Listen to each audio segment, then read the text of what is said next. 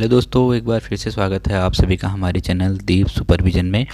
तो आज की जो न्यूज़ है वो ये एनसीटीई से निकल कर आ रही है, जिसकी फुल फॉर्म है national council for teacher education. तो जो एनसीटीई है ये टीचर एजुकेशन से संबंधित एक रेगुलेटरी बॉडी है जो स्कूली शिक्षक हैं उनसे संबंधित जितने भी कोर्सेज संचालित होते हैं उनसे संबंधित जो नियम बनाने का कार्य एनसीटीई का ही होता है। तो ये न्यूज़ है, इसमें कहा गया है कि जो स्कूली शिक्षक बनने के नियमों में बदलाव के मसौदे पर यहाँ पर को मंत्रणा शुरू हो चुकी है। यानी कि जो टीचर एजुकेशन है, स्कूली टीचर एजुकेशन, तो उससे संबंधित कुछ नियमों में यहाँ पर को बदलाव हो रहा है। और ये नियमों में बदलाव एनईपी 2020 के तहत जो नई शिक्षा नीति है हमारी, न्यू एजुकेशन पॉलिसी 2020 के तहत यहाँ पर को टीचर एजुकेशन में जो पुराने नियम थे अब उनमें यहाँ पर को बदलाव होने जा रहा है।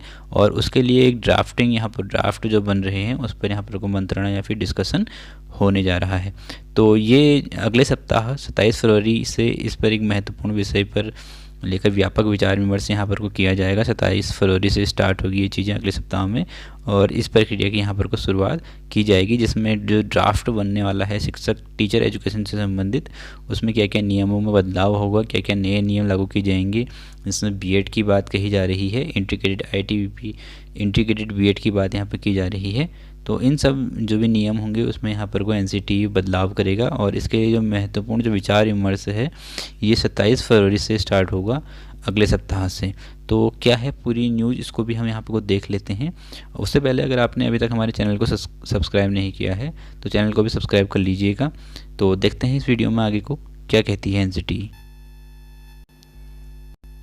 तो जो एनसीटीई है यहाँ पर को जो स्कूली शिक्षक बनने के जो नियम हैं उनमें यहाँ पर को जो बदलाव के मसौदे पर यहाँ पर को मंत्रणा शुरू करने जा रहे हैं। यानी कि स्कूली टीचर का मतलब होता है 1 से 12 तक की कक्षाओं को पढ़ाने के लिए जितने भी टीचर होते हैं हमारे, जैसे बेसिक में डीएलएड या पीटीसी कोर्स संचालित होता है, और उसके ऊपर एलटी और लेक्चरर में या फिर टीजीटी और पीजीटी में जो हैं बीएड के बेस पर यहाँ पर को टीचरों की यहाँ पे एजुकेशन दी जाती है, बीएड कोर्स यहाँ पर को कराया जाता है। तो उसी से संबंधित ये है कि यहाँ पर को क्या क्या नियम यहाँ बदले जाने वाले हैं, तो उन पे भी यहाँ पर को चर्चा होने वाली है। उस मसौदे पर, उस ड्राफ्ट पर यहाँ पर चर्चा होने वाली है। तो नियमों को हल्के में लेने वाले संस्थानों के खिलाफ भी यहाँ पर को एनसीटीई सख्त है। जो संस्थान हैं वो नियमों को बहुत हल्के में लेते हैं या फिर किसी जो एनसीटीई द्वारा जो नियम बनाए गए हैं उनको सख्ती से लागू नहीं करते हैं, उन पे भी जो एनसीटीई है वो यहाँ पर कुछ सख्त यहाँ पर डिसीजन लेने वाली है। तो इसमें क्या क्या कहा गया है, जैसे एनईपी 2020 है, इसमें स्कूली शिक्षक बनने के नियमों में बदलाव को केंद्र की मंजूरी के बाद राष्ट्रीय अध्यापक शिक्षा परिषद, जिसे हम एनसीटीई कहते हैं, तो एनसीटीई रेगुलेशन 2025 यहाँ पर को उसका मसौदा राज्यों और केंद्र शासित जो प्रदेश और विश्वविद्यालयों से सुझाव लेने के लिए भेज दिया गया है यहाँ पर को। लेकिन इसके बीच परिषद की तरफ से अगले सप्ताह 27 फरवरी से एक महत्वपूर्ण विषय को लेकर एक व्यापक विचार विमर्श की प्रक्रिया शुरू की जाएगी, जिसके तहत सबसे पहले 27 से 28 फरवरी तक पूर्वोत्तर राज्य मेघालय की राजधानी शिलोंग में स्थित नॉर्थ ईस्टर्न हिल यूनिवर्सिटी में पहला मंत्रणा बैठक यहाँ पर को होगी। जो शिलोंग है यहाँ पर को नॉर्थ ईस्टर्न हिल यूनिवर्सिटी का, तो यहाँ पर को पहली जो मंत्रणा यहाँ पर को पहला डिस्कशन यहाँ पर को एनसीटीई का होगा। उसमें जो भागीदारी जो ड्राफ्ट है उसमें गंभीरता से चर्चा यहाँ पर की जाएगी। यह जानकारी एनसीटीई के अध्यक्ष प्रोफेसर पंकज अरोड़ा ने हरिभूमि से बातचीत के दौरान दी है। जो एनसीटीई के अध्यक्ष प्रोफेसर हैं उन्होंने यहाँ पर को जो हरिभूमि से यहाँ पर बात की है, तो उसमें ये चीज़ें उन्होंने कही है। तो क्या क्या क्वेश्चन पूछे गए हैं उनसे एनसीटीई से, तो उसको भी देख लेते हैं। एनसीटीई जो रेगुलेशन है उसको लेकर के देश में कितनी बैठकें होंगी, सबसे पहले ये बात कही गई है। तो इसमें परिषद ने कहा है कि कुल 4 से 5 यहाँ पर को बैठकों का आयोजन कुल देश में किया जाएगा, जिसमें जो चारों रीजन हैं एनसीटीई के उनको शामिल किया जाएगा। और फिर 27 फरवरी को मेघालय के ENEHU में ये सब चीज़ें होने वाली हैं, जो मंत्रणा होने वाली है। और 2 दिवसीय यहाँ पर को जो कार्यशाला यहाँ पर को इसमें होगी, इसमें मेघालय के राज्यपाल CH विजयशंकर विशेष तौर पर शिरकत यहाँ पर को करने वाले हैं।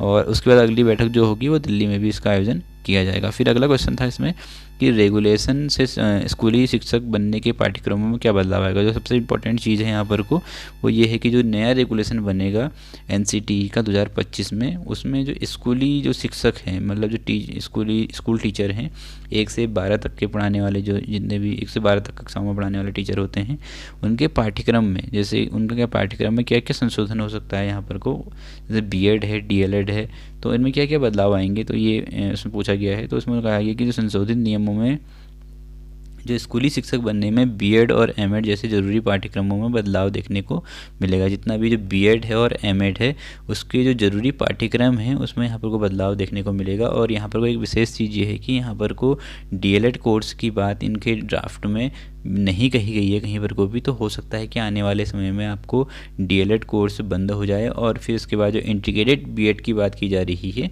वो ही संचालित हो 1 से 12 तक की कक्षाओं में सभी के लिए, जिसमें पाठ्यक्रम में अलग अलग बदलाव कर दिया जाएगा। बेसिक के लिए अलग पाठ्यक्रम बनाया जाएगा और फिर जो जो हाई स्कूल या फिर इंटर के लिए अलग से यहाँ पर जो ड्राफ्ट यहाँ पर को बनाया जाएगा जो PGT और TGT के टीचर हैं। तो इसमें कहा गया है कि पूरी तरह से जो नई शिक्षा नीति की गुणवत्ता पर आधारित शिक्षा को यहाँ पर बढ़ावा देने के लिए, इस उद्देश्य को पूरा करने के लिए इसमें समाहित है कि जो NEP 2020 है उसके जो उद्देश्य हैं, उसके जो एम है, उसको यहाँ पर समाहित करने की बात कही है। और यहाँ पर को जो स्कूली शिक्षा के 4 भागों में विभाजित किया गया है। जैसे आपको पता है कि सबसे पहले प्रिपेयर स्टेज होती है, तो उसमें सब चीज़ें जो अलग अलग हैं, फाउंडेशनल स्टेज, प्रीपेरेटरी, मिडिल, अंत में सेकेंडरी स्टेज, जितनी भी स्टेजेस हैं तो इसमें शामिल किया गया है। और हर स्टेज के लिए अलग अलग जो पाठ्यक्रम होंगे शिक्षक जो स्कूल टीचर के पाठ्यक्रम में, व्यावसायिक पाठ्यक्रम में, तो उसमें अलग अलग चीज़ें यहाँ पर को ऐड की जाएंगी। अब इन चारों के हिसाब से शिक्षक तैयार किए जाएंगे, मतलब कि जो 4 स्टेजेस हैं उन्हीं के हिसाब से अलग अलग शिक्षक यहाँ पर को तैयार किए जाएंगे। तो इसमें जो इसी तरह से स्नातक स्तर के या फिर परास्नातक स्तर के पाठ्यक्रमों में भी बदलाव यहाँ पर को नज़र आएगा कहीं ना कहीं, ये भी आपको देखने को मिलेगा। ये कहना है NCTE का। तो जो 10 साल बाद नियमों में क्या बदलाव, क्योंकि 10 साल पहले यहाँ पर कुछ नियम बनाए गए थे NCTE द्वारा, कुछ जो टीचर एजुकेशन से संबंधित थे, जिसमें BEd या फिर पहले BEd को 1 साल का किया गया, फिर 2 साल का किया गया, फिर BEd को 1 साल का करने की बात कही जा रही है। तो इसमें बहुत सारे बदलाव देखने को मिले। इसके अलावा DLED कोर्सेज है उसमें भी चीज़ें की गई हैं, कुछ बदलाव किए गए हैं। तो 10 साल बाद क्या ऐसे बदलाव करने की आवश्यकता पड़ी, ये क्वेश्चन पूछा गया है NCTE से। तो यह NCTE ने जवाब दिया है कि इसमें यह सही है कि हमने 10 साल बाद स्कूल शिक्षक बनने के नियमों में बदलाव किया है। इससे पहले वर्ष यहाँ पर 2014 में ये चीज़ें की गई थी, जो बदलाव की बात की गई थी, लेकिन वर्तमान में जारी संशोधनों के पीछे NEP 2020 यहाँ पर को लागू करने की बात की गई है। जो NEP 2020 है उसी के अकॉर्डिंग यहाँ पर को वर्तमान में संशोधन किए जा रहे हैं। और NEP यहाँ पर को महत्वपूर्ण भूमिका भी निभाता है यहाँ पर, क्योंकि नई एजुकेशन पॉलिसी में बहुत सारी नई चीज़ें यहाँ पर को ऐड की गई है। तो यहाँ पर को 21वीं सदी के जो जितने भी स्किल्स हैं, लाइफ स्किल्स हैं, उनको भी ऐड करने की बात कही है। तो वैसे ही टीचर एजुकेशन में यहाँ पर को मॉडिफाइड यहाँ पर को नए संशोधन देखने को मिलेंगे और जो शिक्षक बनने के यहाँ पर मानक होंगे वो भी अत्यंत कड़े हो सकते हैं। तो यहाँ पर स्कूली शिक्षकों के संशोधन को अपग्रेडेड पाठ्यक्रम की ज़रूरत है। जो पुराना भी जितना भी स्कूल टीचर की जो पाठ्यक्रम था उसमें बहुत सारी चीज़ें पुरानी थी, लेकिन अब उसको अपग्रेड करने की बात कही हुई। जैसे कि आपको सभी पता है कि वर्तमान में टेक्नोलॉजी का टाइम है और AI के थ्रू यहाँ पर को बहुत सारी चीज़ें मैनेज हो रही हैं। तो पुराने पाठ्यक्रम में इन चीज़ों का समावेश बहुत कम मात्रा में है। तो अब वर्तमान समय में जब जो भी चीज़ें बदलाव आएंगे वो नए तरीके से, नए वर्तमान समय को देखते हुए उन चीज़ों पर यहाँ पर को पाठ्यक्रम में भी बदलाव किए जाएंगे। तो NCERT की बात यहाँ पर की गई है कि 2026 में स्कूली छात्रों के लिए नई किताबें लेके आएंगे। 2026 में नई तरह की किताबें होंगी, जैसे कि आपने अभी देख भी लिया होगा कि बहुत जैसे हमारे जो क्लास 1, 2, 3, 4, 5 की जो कक्षा की किताबें हैं उनके भी नाम चेंज कर दिए गए हैं और नई तरीके से डिज़ाइन किया गया है उनको, जिससे कि बच्चों पर अतिरिक्त दबाव ना पड़े और बच्चे खेल खेल में बच्चे यहाँ पर सीख सकें। इसे देखते हुए हम शिक्षकों को भी यहाँ पर तैयार कर रहे हैं, ये NCTE ने कहा है, और इसलिए नया पाठ्यक्रम उनको लाना पड़ेगा। इसके लिए इस साल परिषद इसे लेकर एक पोर्टल भी चलाएगी। ये बात भी NCTE के द्वारा यहाँ पर को कही गई है। MEd के पार्ट टाइम करने के लिए क्या वजह थी, जो MEd जो कोर्स है उसको पार्ट टाइम करने की क्या वजह रही है, ये भी पूछा गया है NCTE से। तो इसमें कहा है कि 2014-15 तक MEd पार्ट टाइम होता था। उस वक्त जो दिल्ली विश्वविद्यालय और गांधीग्राम अहमदाबाद में कराया जाता था, फिर इसे बंद कर दिया गया था, और लेकिन फिर से बाद में शिक्षकों की भारी मांग की वजह से दोबारा शुरू कर दिया गया।